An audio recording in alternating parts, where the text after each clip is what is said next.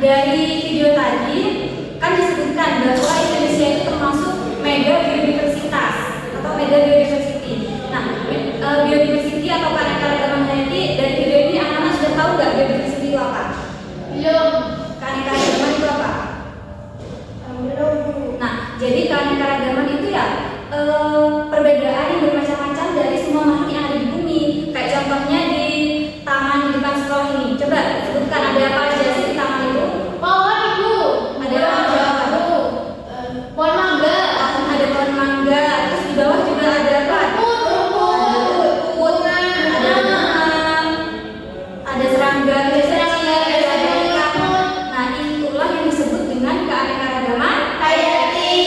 Nah, keanekaragaman hayati itu sendiri dibagi jadi 3.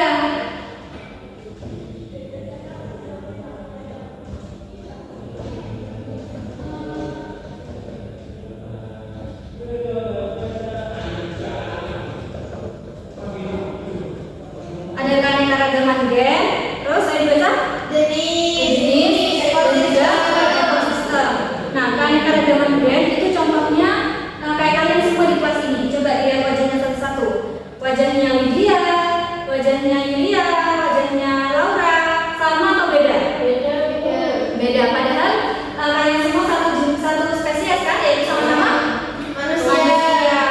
Nah, karena keanekaragaman gen lain itu yang menyebabkan kalian memiliki wajah yang berbeda-beda, warna kulit yang berbeda, bentuk tubuhnya juga berbeda, kayak gitu.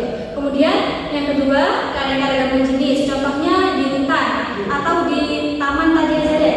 Kan ada banyak spesiesnya. Ada pohon jambu, ada pohon mangga, kemudian ada semut, ada lebah. Nah, itu termasuk keanekaragaman jenis. Jadi yang membedakan itu ya jenisnya atau spesiesnya. Kemudian yang ketiga, tingkatannya lebih tinggi yaitu keanekaragaman ekosistem. Ada yang bisa menyebutkan ekosistem itu apa aja?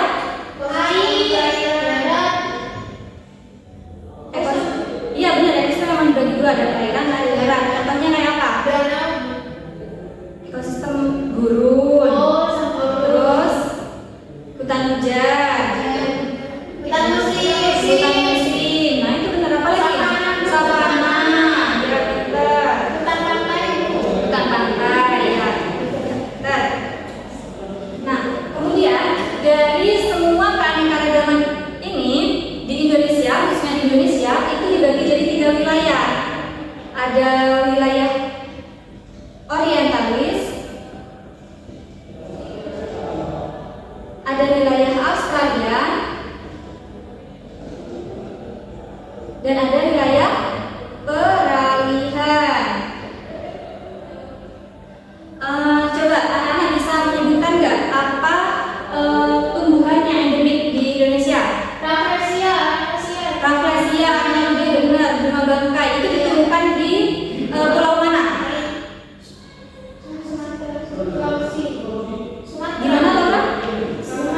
Sumatera, benar. Bagian Sumatera hingga Jawa itu masuknya di Sumatera, Jawa dan juga Kalimantan masuknya di wilayah orientalis.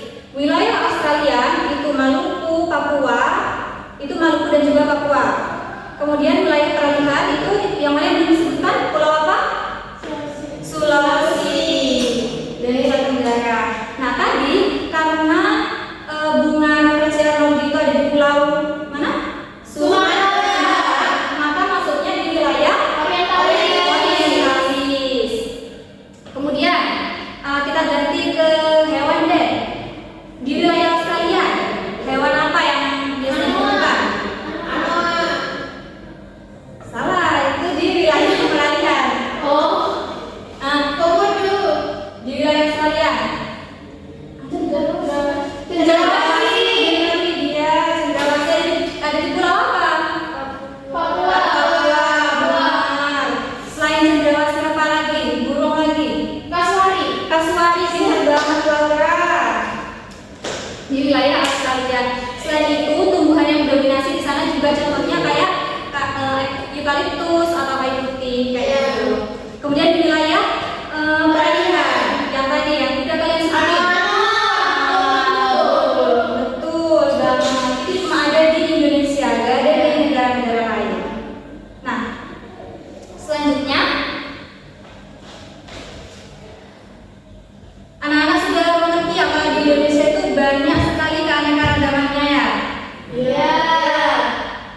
Coba apa lagi?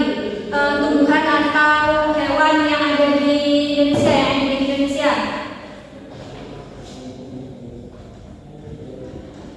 Sambil ibu nulis.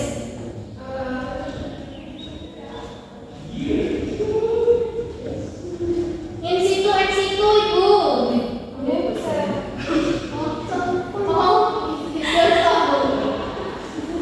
Bunga anggrek. Bunga anggrek, benar. Di Sumatera banyak banget bunga anggrek.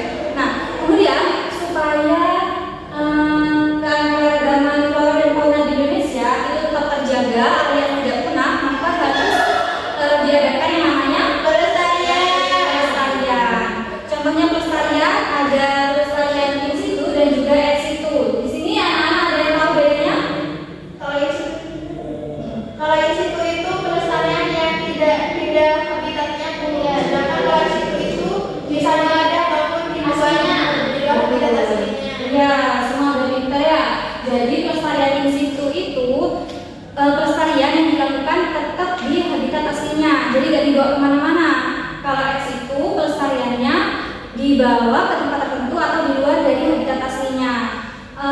Ibu yakin anak-anak pasti pernah ke salah satu tempat pelestarian dari di situ maupun ex situ. Contohnya in situ apa? Siapa yang pernah? Di Galuran, Bu. Galuran, benar. Selain galuran apa lagi? Oh, bukan. Anu. Pulau Komodo itu juga destinasi favorit turis luar negeri kalau ke Indonesia. Itu termasuknya pelestarian In situ. kemudian yang ex itu kebun binatang.